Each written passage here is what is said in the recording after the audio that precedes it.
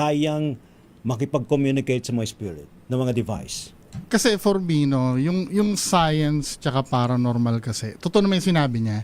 Pero napapansin ko kasi paliit na ng paliit ng Yeah. gap eh. Correct. Agree. Kumbaga, yung mga tools kasi na ginagamit, katulad ng spirit box or yung mga ganito, para EMF. sa amin yan na walang talent. Actually, meron. Walang Hindi pa Walang na-discover. ability. I call it gifts because gifts. in the faith Di pa base, na-discover. may gifts eh. Opo. Parang sa amin kasi ito, para sa amin to eh. Kumbaga, Tama. halimbawa, Oo. halimbawa si Sir, no, pag nagdeklara siya na, oy, may nakita ako dyan.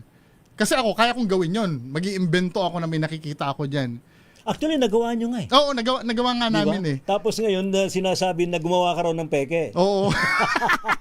Hindi, ano yun, experiment namin yun to show sa mga tao na kaya talagang gawin ng kahit na sino. Yeah. Na maging tumaas yung standard To natin. satisfy yung kanilang mga Kasi viewers. sometimes, no, ang napapansin ko kasi sa Pilipinas, lalo na pagdating sa ganitong larangan, madali mapaniwalain eh.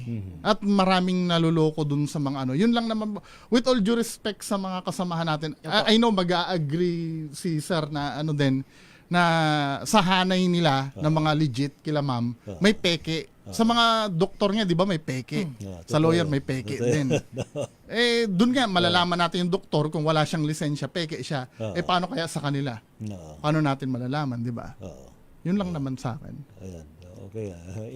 Iparinig na sa atin yung ano, ipakita mo nga RHTV yung ginawa nyo dun sa isang abandoned ba yan? Haunted hospital ba yan? Hospital po. Oo. RHTV, please. Parindigan natin yan. Ayan. Yung kay Brother B. Asa na? Gabi ng Misteryo. God. So you need... Hindi yan. Yung isa. Yung tungkol dun sa pinagaya nyo yung ano, no? Tatlong ano yun, sir eh. Tatlong word na inano namin. Kasi pwedeng pag-isa, tsamba lang. Oo. Eh, tatlong pangalawa, beses na hindi na inutusan tsamba namin. Oo. Hanggang pangatlo. Pero hindi ko pa rin siya, pwedeng ideklarang paranormal. Bahala na yung mga manonood. Totoo yan. 'Di ba? Kasi mali mo, ma-debunk din nila. Pero yung tatlong chance kasi na yun. Oo. Parang- Ayan na. Baka yan na yan. Ayan. Alright. Gabi ng Misteryo. Sabihin mo nga bungo. Sabihin mo bungo.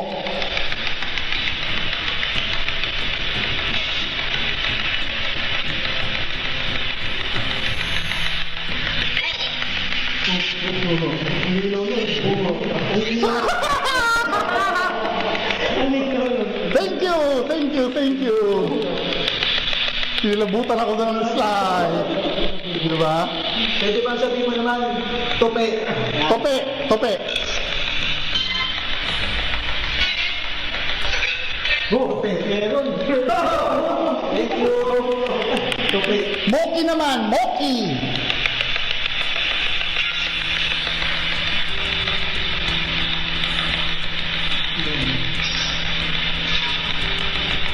Ayaw sa'yo, Boss Moki. Gcash.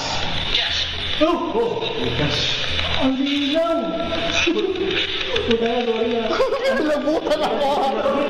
Gabi ng Misteryo. Doon sa ginawa nyo yun, talagang napatunayan nyo talagang kaya palang ano, no? Kaya palang mag-mimic ng mga spirits. Hindi kasi yung sir kasi, yung ginawa namin yung sa part ng Gcash kasi, ang buo niya, naglolokohan kami eh.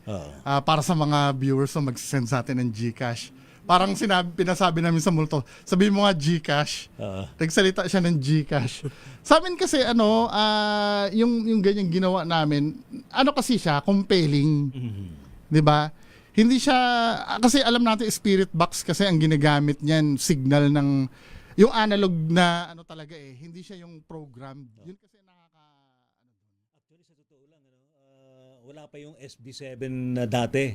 Ang ginagamit talaga totoong transistor radio. Yes. Pero inilalagay lang yun sa isang frequency na nag-aagawan yung mga istasyon. Shortwave. Shortwave, yan, pwede rin sa shortwave. Pero iba kasi, bawa ito yung isang istasyon, ito yung kabila, nasa gitna. So nagkakaroon ng white noise. Doon nag-aagawan. Tapos yung TV, di ba yung TV static lang. Yun, nagkakaroon din doon. Pwede sila pumasok Tsaka doon. sa Ray, ang maganda dyan kasi sa ginawa namin, Yeah. kami yung nasusunod. na aanuhin nung supposed to be spirit. Oo. Kasi napapansin ko kadalasan kung mapapanood nyo sa ibang mga nag-investigate. Katulad nung sa yung sa Ghost Job, pag may sinabi, sasakyan na lang. Halimbawa, may Kitchen. sinabing kitchen. Nasa kusina ka ba? Yun ba kusina ibig ka mong ba? sabihin? Bedroom, Diba? mga ganun. Hindi katulad nung pagka okay sana kung halimbawa nasan ka? Biglang sasabihin kitchen. Okay yun eh. Pero yung ginagawa kasi ng iba, Angry. Galit ka ba? Kaya di ba?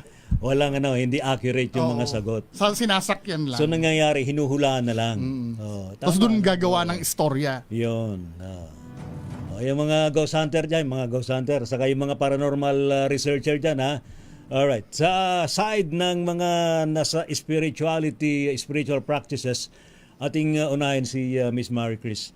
Miss Maricris, yung bang mga spirit may kakayanan tumimik yung mga sinasabi natin as human beings?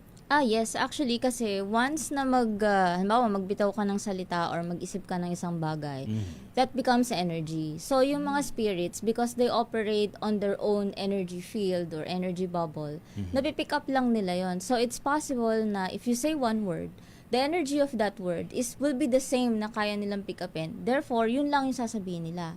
Because they are energy na, wala na silang physical form, they need so much power to do something, make something move, say something, ganon. Anything na pwede nilang gawin, kinangangailangan ng energy. So if we think of things, say things, pwede nilang kopyahin. Actually, sa totoo lang, mismong tao kaya nilang gayahin. Kaya nagkakaroon ng doppelganger. Di ba? Marami rin mga ganong mga cases na nagkakaroon ng doppelganger. Yung pag uwi ng bahay, akala doon na yung kamag-anak. So, ganun din yun. Yung explanation mo doon. Yes, ganun din yun. Parang parang mirror of reflection ng mga light, ganon. So, pwede nilang kopyahin yun kasi that's the only energy that they see, or maybe that's the only energy they can relate to. So, may kinalaman kaya to sa environment na kaya nilang gayahin? Yung day-to-day na experiences? I would say yes. No, according sa, at least sa knowledge ko ngayon, kung ano yung vibration closest to them. For example, kaedaran nila yung kinokopya nila or same gender, babae, ganon.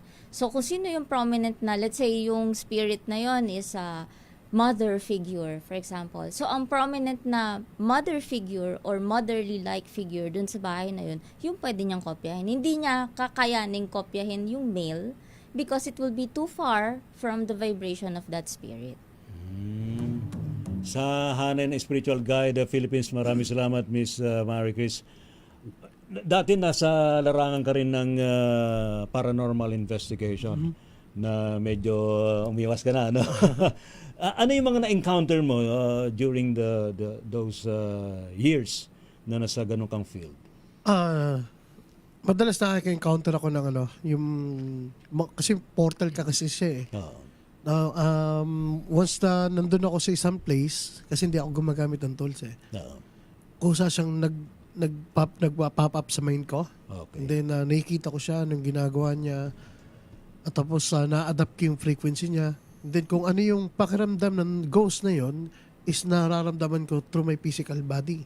So parang nangyayari, at tune in mo yung energy mo or your frequency to that entity. Yes. So nagkakaroon ng allowed. So bali ina-allowed ko siya na makapasok sa akin para mas maramdaman ko at ma-explain ko na mabuti kung ano yung mga na-encounter ko. So ang pinakamatinding experience ko doon is yung sumakit na yung dibdib ko. Kasi halos yung pakiramdam na kala mong papasukin ka na. Hindi ito yung pakiramdam ng anxiety, no? Iba yung anxiety. Ito yung pakiramdam na talagang nararamdaman mo na yung energy na buwibigat ng balikat mo, yung paa mo, hanggang sa pakiramdam mo